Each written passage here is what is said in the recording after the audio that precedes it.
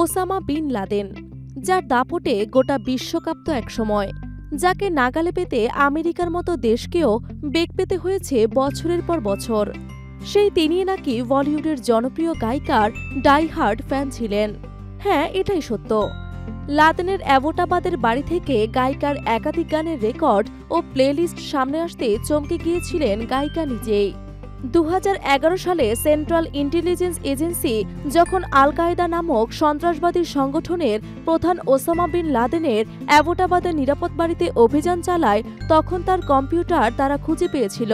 তখন তারা সেখানে বলিউডের বহু জনপ্রিয় গান খুঁজে পায়, যা উদিত নারায়ণ, কুমার শানু এবং অলকা ইয়াগনিকের গাওয়া ছিল। সেখান থেকেই জানা যায় ওসামা বিন লাদেন আলকা ইয়াগনিকের বড় ভক্ত ছিলেন।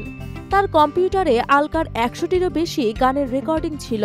এর অনেক বছর পর এক সাক্ষাৎকারে আনুরঞ্জনের সঙ্গে কথোপকথনের সময় আলকা ইয়াগনিক লাদেনের বিষয়ে প্রতিক্রিয়া জানিয়ে বলেন, এতে কি আমার দোষ? ওসামা বিন লাদেন যেমনই হোক, তার মধ্যে একটা ছোট্ট শিল্পী তো ছিলই। যদি আমার গান পছন্দ করে থাকে তাহলে সেটা তো ভালোই, তাই না?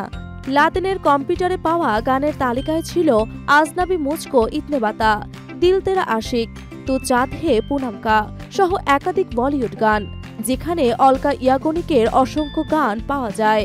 আল কায়েদার প্রতিষ্ঠাতা ওসামা বিন লাদেন 14 বছর আগে পাকিস্তানের অ্যাবোটাবাদ শহরে মার্কিন বাহিনীর হাতে প্রাণ হারান। তিনি যে সংগঠনটি প্রতিষ্ঠা করেন তাকে সবচেয়ে ভয়ঙ্কর জঙ্গি গোষ্ঠী বলে বিবেচনা করা হতো। 2011 সালের 1 মে এক রুদ্ধশ্বাস অভিযানে মার্কিন নেভির একদল সেনার গুলিতে প্রাণ হারিয়েছিলেন আল কায়েদা প্রধান তথা মার্কিন যুক্তরাষ্ট্রের টুইন টাওয়ারে হামলার মূল হোতা লাদেন।